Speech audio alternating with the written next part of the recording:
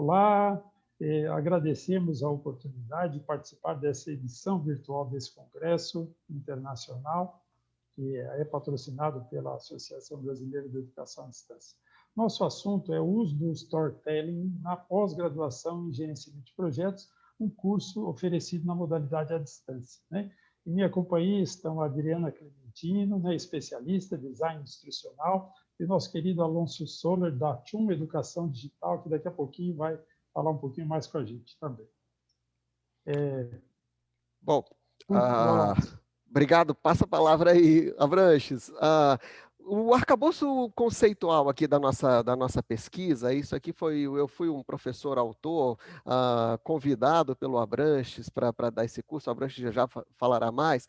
E a grande novidade que nós fizemos nesse curso foi introduzir, dentro de um treinamento digital, um treinamento EAD, as noções de metodologias ativas através do storytelling. Eu sou um contador de história inveterado, já de longa data trabalho com contação de histórias, e eu percebo a facilidade com que uma história encaixa no aprendizado do aluno. Então, a metodologias ativas junto com o storytelling vem sendo o grande fundamento desse nosso artigo. Tá? Nós extraímos muito de teoria para poder fazer isso na pesquisa do Fabri Júnior, dos 7 itens de importância do storytelling na educação. Foi bastante útil para a gente na condução do questionário, na condução do modelo que foi adotado. Dá-lhe, Abranches. Isso aí. Muito bem. Sobre o curso, gente, eu acho que é importante contextualizar o curso, né? O sujeito que foi pesquisado, né? Que é o aluno desse curso. Então, é um curso de especialização, né? No nível pós-graduação lato sensu. Ele é oferecido já há 5 anos, a gente já tem centenas de alunos que passaram pelo nosso curso. É um curso também oferecido na modalidade presencial, mas conosco está desde 2015, né? Conosco na EAD, né? E nós escolhemos uma disciplina em particular, uma disciplina do terceiro semestre do curso, do final do curso. É uma disciplina com 40 horas de carga horária. É uma disciplina pesada, uma disciplina densa, que de alguma forma revisa conteúdos que foram tratados ao longo do curso, né? Muito bem. E é importante falar também sobre a questão do sujeito, né, que foi pesquisado, o aluno em si. A gente recebe alunos que são profissionais de diferentes áreas. A gente tem médicos, né, tem arquitetos, tem advogados, a gente tem engenheiro clínico, lógico. Então, a gente passa gente de humanas, gente de farmácia, até, né, gente que trabalha com questões mais técnicas da engenharia civil, engenharia naval, engenharia de software, né? Então, assim, como levar esse conhecimento de uma maneira bacana, que só o Alonso Soller sabe fazer, né? Para esses alunos ou para esse perfil diverso de alunos. Contigo, Alonso. Vamos lá, muda aí. Muito bem, então o que a gente fez? Dada a incumbência de aplicar storytelling nesse curso do programa de gestão de projetos do SENAC, do Instituto do Centro Universitário SENAC São Paulo, aí nós começamos a bolar o plano de ensino, né? Aliás, o plano de ensino foi recebido e a gente começou a bolar o plano de aulas, né? E aí a estrutura que nós bolamos o curso está estruturado com 10 disciplinas, são 10 aulas gravadas, assíncronas, e essas aulas são complementadas por alguns eventos de mediação síncronos pelo professor ou pelos professores, pelo coordenador e pelo professor autor. Tá? A natureza da disciplina, que é a disciplina de integração na gestão de projetos, ela nos leva a avaliar o domínio cognitivo, os domínios cognitivos mais altos da taxonomia de Bloom. Então, o objetivo dele era seguir naqueles domínios de análise, síntese, avaliação da taxonomia de Bloom. Tá? Que mais? E como é que foi a estratégia que nós fizemos no plano de aulas? Cada uma das 10 aulas para cada uma delas foi preparado um estudo de caso diferente, uma história diferente. Então, são 10 histórias, no final são 10 histórias que se conta. Cada história ela tem a ver com o tema da aula, ela é introdutória ao tema da aula, ela contextualiza o tema da aula, e nós gravamos então essas 10 histórias, histórias curtas, de 3 a 5 minutos cada um, que foram gravadas e eram passadas ao aluno logo no início da disciplina, no início da aula.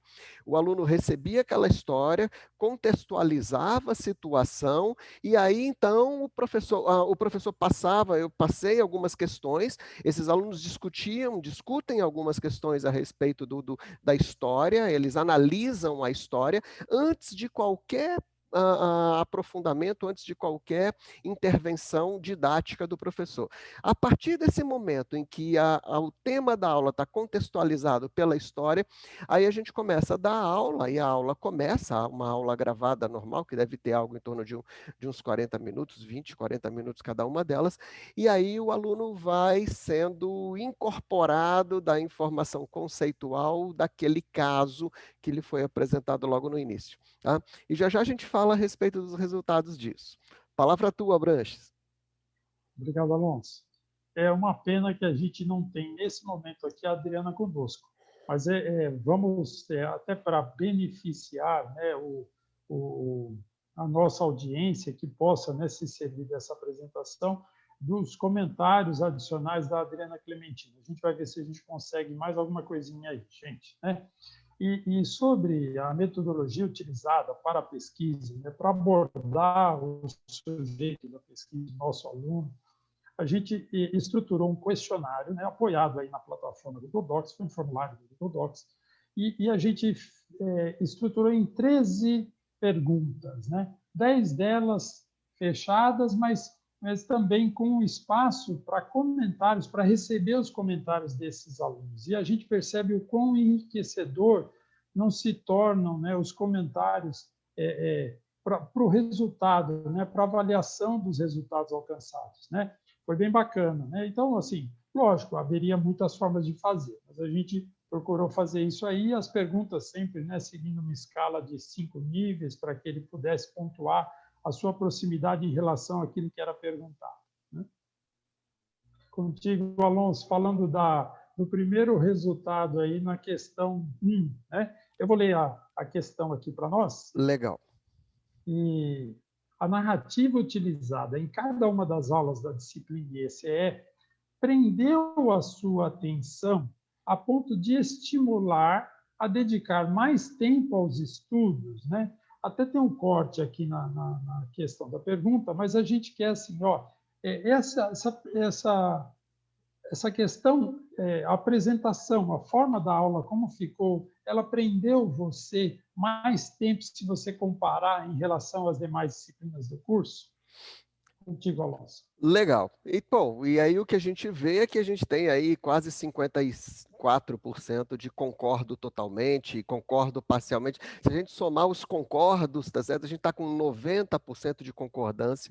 Então, que é interessante e sempre mencionar que devem ter sido pesquisado algo em torno o universo de algo em torno de 250 alunos que fizeram essa disciplina e que responderam essa pergunta. Então, com mais de 90% deles concordando que realmente essa forma de dar aula, de quebrar as aulas em temas e cada tema ser introduzido por um estudo de caso, por uma história contada, uma história narrada pelo professor, realmente prendeu bastante atenção. E aí eu queria ir além, porque a gente deixou as perguntas em aberto também, além do concordo, discordo, né? Deixou a resposta em aberto, né? E aí chama atenção algumas menções. Existem menções positivas relacionadas ao estímulo pessoal oferecido pela abordagem de storytelling, tá certo? Em contrapartida, aquele esforço de assistir a aula. Qual é o estímulo? Então, tem menções do tipo prendeu mais atenção, motivou bastante, tornou a aula mais dinâmica, mais cativante. Eu fiquei super orgulhoso com isso. Aulas muito mais interessantes, tornou o estudo mais prazeroso. Então, poxa, a gente recebeu esses feedbacks subjetivos, né, por extenso, ou na forma aberta, para esse tipo de questão. Aí esses apontamentos todos, eles nos permitem especular, né? Especular que as histórias efetivamente propiciaram um maior estímulo aos alunos, né? E ao propiciar maior estímulo, provavelmente favoreceram o seu aprendizado. Existe ainda algumas menções sobre equilíbrio, teoria e prática, tá certo? Do tipo assim, abre aspas, é como se fosse um exemplo na prática da teoria aprendida. Através de exemplos práticos, o professor conseguiu deixar a aula mais fluida, ficando menos cansativo. Então, eu tenho diversos, no artigo vocês vão poder ler, tem diversas menções que a gente coletou junto com as respostas, que são apontamentos que a gente acaba conjecturando, que nos remetem a necessidade do professor contextualizar o conteúdo que ele está dando, né? Conseguir expressá-lo dentro da realidade pessoal, profissional, ambiental desse aluno. Isso é muito interessante e o aluno reconhece isso. Tá? Então, Eu acho que a gente vai ter restrições até pelo tempo da gravação, né? Então, assim, eu convido, né, a nossa audiência a utilizar os nossos e-mails para até pedir uma versão ampliada do artigo que a gente acabou até resumindo, né, de alguma forma, ou condensando para conseguir caber nas regras de publicação do artigo, né? Muito uhum. bem. A segunda questão, Alonso, né, ela tratava assim, a sua compreensão, quer dizer, a compreensão do aluno, né, sobre o tema de cada aula da disciplina IECE foi facilitada pelo uso da narrativa utilizada? Quer Bom, dizer, né, a história contada, a abordagem proposta pelo Alonso, foi joia, foi boa? bom, novamente a gente vê que se eu somar aqui o concordo parcialmente com concordo plenamente para essas 250 alunos que nos ajudaram respondendo a pergunta, a gente tem aqui 90% de concordância, né?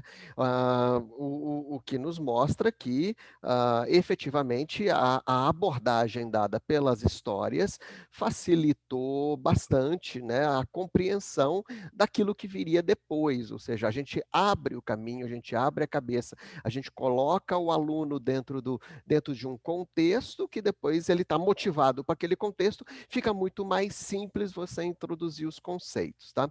Tem algumas menções interessantes relacionadas à facilitação da compreensão do tema, do tipo, ficou mais claro entender a matéria, ajudou a assimilar alguns pontos, e existem algumas menções ao potencial da interdisciplinaridade das aulas, que foi alguma coisa que os alunos perceberam, como é uma aula interdisciplinar, uma disciplina interdisciplinar.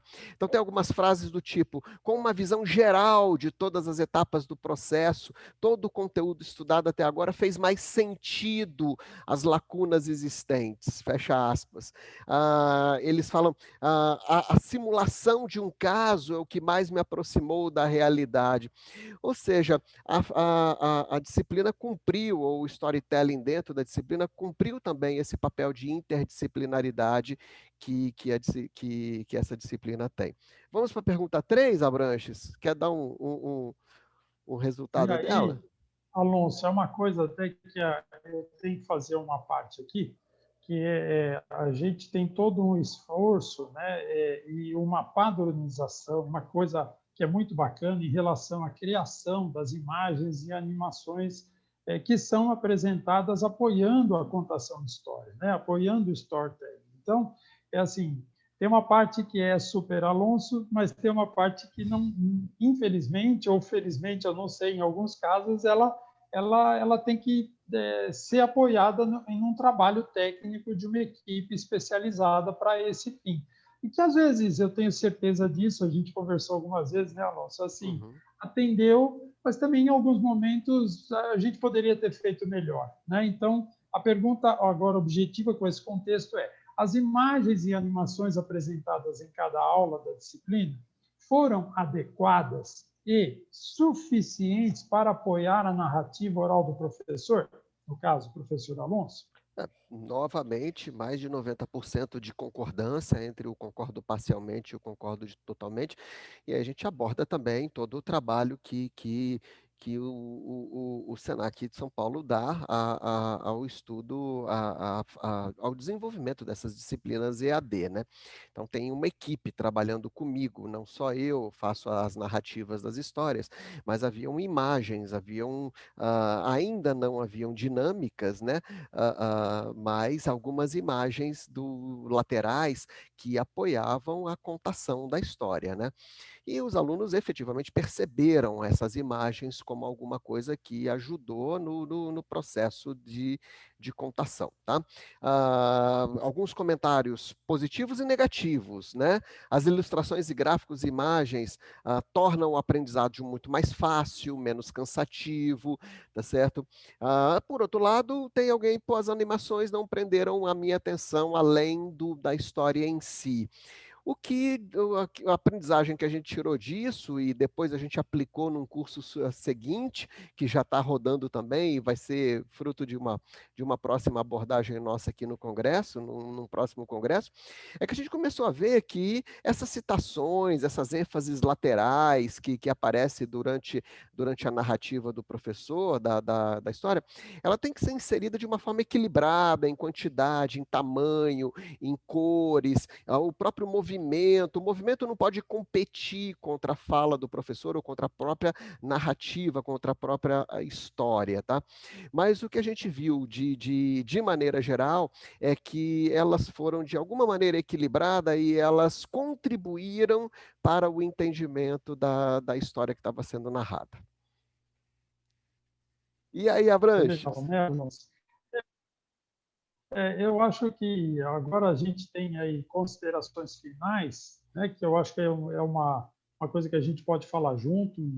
Vamos tentar, né, conseguir também a participação da Adriana, que contribuiu demais para a realização desse trabalho, né? Então, a gente precisa ser justo e trazê-la, né? Mas os resultados, em geral, apontaram para a aprovação dos alunos em relação a abordar esse